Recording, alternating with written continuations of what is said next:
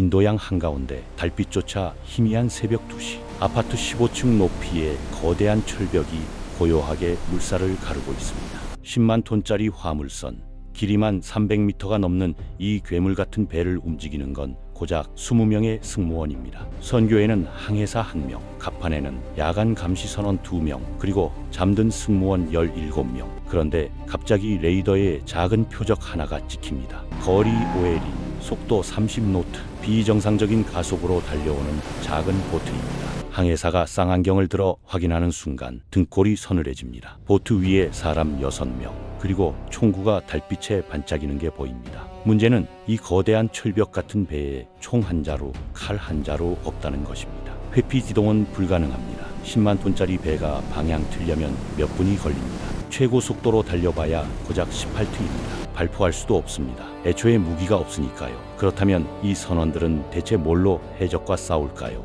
오늘은 총 한 자루 없이 해적을 상대하는 현대 화물선의 진짜 전투를 파헤쳐 보겠습니다. 여러분이 생각하는 해적은 아마 영화 속 이미지일 것입니다. 삼각모 쓰고 나무배 타고 칼 휘두르는 그런 낭만적인 모습 말입니다. 하지만 현실의 해적은 전혀 다릅니다. FRP 재질로 만든 작고 빠른 고속보트에 6명에서 10명 정도가 타고 AK-47 소총이나 RPG 같은 경무장을 하고 있습니다. 이들의 목적은 두 가지입니다. 배를 점령해서 화물이나 연료를 훔치거나 아니면 선원들을 납치해서 몸값을 요구하는 것입니다. 그리고 이게 단순한 범죄가 아니라 하나의 산업이 되어버렸습니다. 소말리아 해적들이 한 해에 요구하는 몸값만 해도 수천억 원대에 달합니다. 전 세계에서 해적이 가장 많이 출몰하는 곳은 크게 세 군데입니다. 첫 번째는 소말리아 해역과 아덴만 인도양 서부 지역입니다. 이곳에서 해적이 기승을 부리게 된 건 복잡한 역사적 배경이 있습니다. 소말리아는 1990년대부터 내전에 휩싸였고 정부가 무너지면서 해군도 사라졌습니다. 그러자 외국 선박들이 이 해역에서 불법으로 어업을 하거나 폐기물을 마음대로 버리기 시작했습니다. 생계를 잃은 어부들이 무장을 하고 바다로 나선 게 해적의 시작이었습니다. 두 번째는 서아프리카의 기니만인데 여기는 소말리아와 방식이 좀 다릅니다. 선원들을 납치해서 육지로 끌고 가서 몸값을 받아내는 방식이고 주로 유조선이나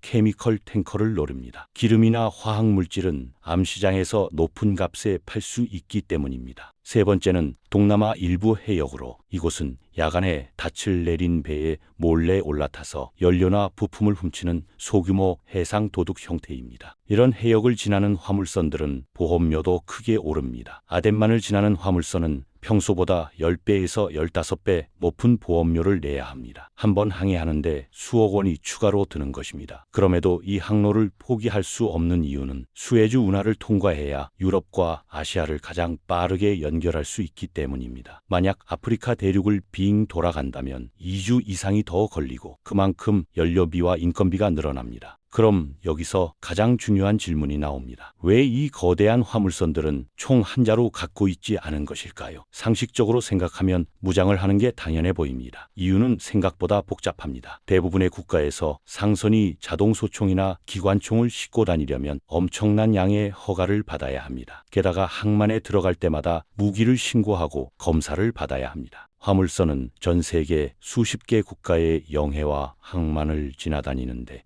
그중 어느 한 나라라도 무장 상선을 금지한다면 그 배는 그 항구에 들어갈 수 없게 되는 것입니다. 특히 많은 화물선들이 파나마나 라이베리아 국기를 다는 편의치적 방식을 사용하는데 이 나라들의 법을 따르다 보니 무장이 더욱 어려워지는 것입니다. 법적인 문제도 심각합니다. 선장이 잘못 판단해서 해적이 아니라 민간인 어선에 총을 쏴버리면 어떻게 될까요? 국제해양법 위반으로 선장은 형사처벌을 받고 선사는 천문학적인 배상금을 물어야 합니다. 승무원이 긴장한 나머지 5인 사격을 해도 마찬가지입니다. 2012년 이탈리아 해군 소속 해병대원들이 인도 연안에서 어선을 해적선으로 5인에 발포한 사건이 있었습니다. 어부 2명이 사망했고 이탈리아와 인도 사이에 외교 문제로 비화했습니다. 이런 사건 하나가 선사의 이미지를 완전히 무너뜨리고 보험료는 폭등하고 심지어 특정 항구에서 입항 금지를 당할 수도 있습니다. 그래서 일부 선박은 민간 보안업체 소속 무장경비를 태우기도 합니다. 군인 출신들로 구성된 민간 보안팀이 승선해서 위험 해역을 지나는 동안만 경비를 서는 것입니다. 하지만 이것도 쉽지 않습니다. 허용하지 않는 항만과 국가가 많고 국가마다 법이 달라서 어디서는 총을 배에 두고 어디서는 해체해서 보관하고 어디서는 아예 내려야 하는 복잡한 상황이 벌어집니다. 게다가 비용도 만만치 않습니다. 무장경비 4명을 태우는데 하루에 수백만 원씩 들어갑니다. 결국 전 세계 거의 모든 상선이 현실적으로 선택할 수 있는 방법은 하나입니다. 총 없이도 쓸 수 있는 방어 시스템을 갖추는 것입니다. 그럼 이 방어 시스템의 철학은 무엇일까요? 국제해사기구에서 만든 BMP라는 지침이 있습니다. 베스트 매니지먼트 프랙티스의 약자인데 해적 대응 매뉴얼이라고 보면 됩니다. 이 지침의 핵심은 4가지입니다. 첫째, 발견되지 말 것. 둘째, 접근을 허용하지 말 것. 셋째, 탑승을 허용하지 말 것. 넷째, 탈취되더라도 선원은 안전하게, 즉 목표는 싸워서 이기는 게 아니라 탑승 자체를 못하게 만드는 것입니다. 해적이 배에 오르는 순간 이미 싸움의 절반은 진 것이나 마찬가지입니다. 이 철학을 실현하기 위해서 화물선들은 단계별로 대응합니다. 먼저 의심 단계에서는 감시 담당 선원이 레이더와 쌍안경으로 수상한 작은 표적을 계속 추적하면서 선교에서 항로와 속도 조정 여부를 논의합니다. 작은 보트 하나가 비정상적인 속도로 접근하면 일단 의심부터 하는 것입니다. 의심이 확실해지면 속도를 올립니다. 호루라기와 사이렌을 울려서 전 승무원을 경계 태세로 전환시킵니다.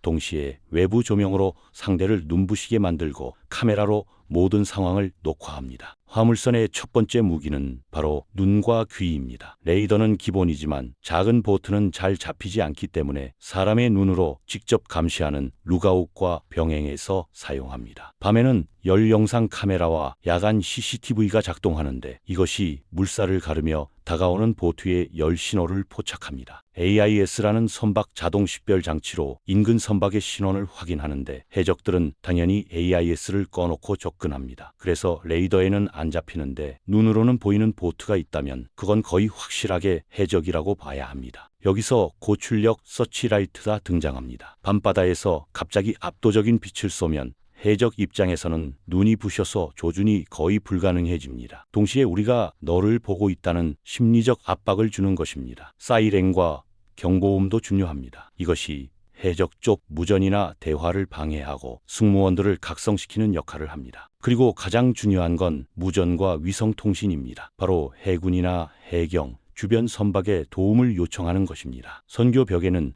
UKMTO라는 영국 해양무역기구 연락처가 크게 붙어 있습니다. 여기에 전화하면 근처 해군에 즉시 연결되고 헬기나 군함이 출동합니다. 두 번째 무기는 물입니다. 워터캐논이라고 부르는 고압 물대포는 단순히 물을 뿌리는 게 아닙니다. 소방용 호스보다 훨씬 강력한 압력으로 해적 보트를 침몰 지점까지 몰아넣거나 해적의 고막을 터뜨릴 정도의 위력을 갖고 있습니다. 탑승 시도 지점에 집중적으로 쏴서 사다리가 못 걸리게 만들고 보트 안까지 물이 들어가면 엔진이나 무기 사용도 방해됩니다. 일부 선박은 안티피러시 호스 시스템을 갖추고 있는데 선체 측면에 호스를 여러 개 매달아서 회전시키는 방식입니다. 이것이 물줄기와 호스 자체가 물리적 방벽 역할을 해서 해적 보트가 가까이 붙으려고 하면 호스에 맞아서 튕겨나가게 만드는 것입니다. 세 번째는 선체 자체를 요새처럼 만드는 것입니다.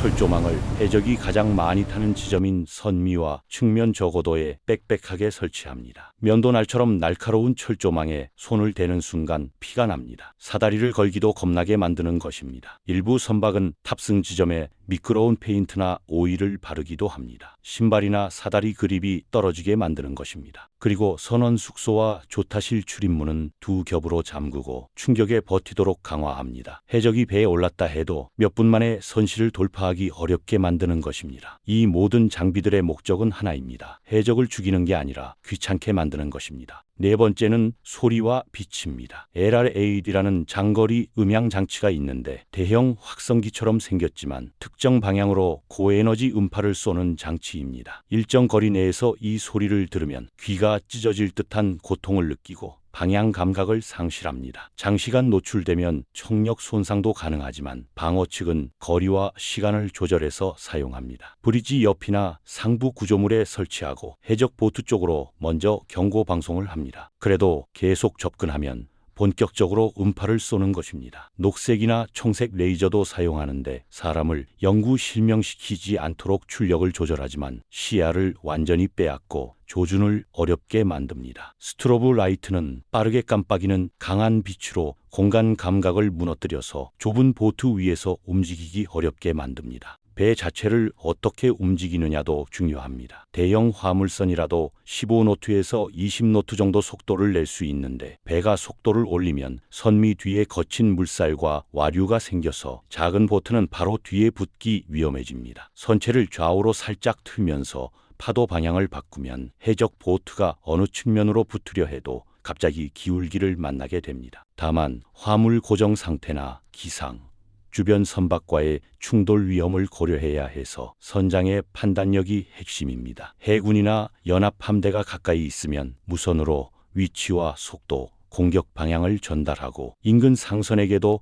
경고를 보내서 정보를 공유합니다. 실제 선박에서는 정기적으로 해적 대응 훈련을 실시합니다. 피러시 드릴이라고 부르는데 알람이 울리면 각자 지정된 위치로 이동하는 것입니다. 어느 팀은 철조망과 물대포 장비를 점검하고 어느 팀은 노출된 갑판을 수색하고 어느 팀은 시타델이라는 안전실을 준비합니다. 이 훈련에서 가장 중요한 건 몇 분 안에 역할을 끝내는지와 누가 어디에 있어야 하는지 헷갈리지 않는 것입니다. 해적은 총을 들고 있고 승무원은 맨손이거나 비살상 장비뿐이라는 현실을 모두가 알고 있습니다. 그래서 매뉴얼은 항상 해적과 직접 교전하지 말 것, 몸값을 노리는 상황에서는 협상과 시간 끌기, 선원 생명이 최우선이라는 원칙으로 짜여 있습니다. 시타델은 최후의 보루입니다. 견고한 출입문과 내부 잠금 장치가 있고 위성 전화와 무전기, AIS와 레이더 일부를 조작할 수 있는 콘솔이 있습니다. 식수와 비상식량, 화장실,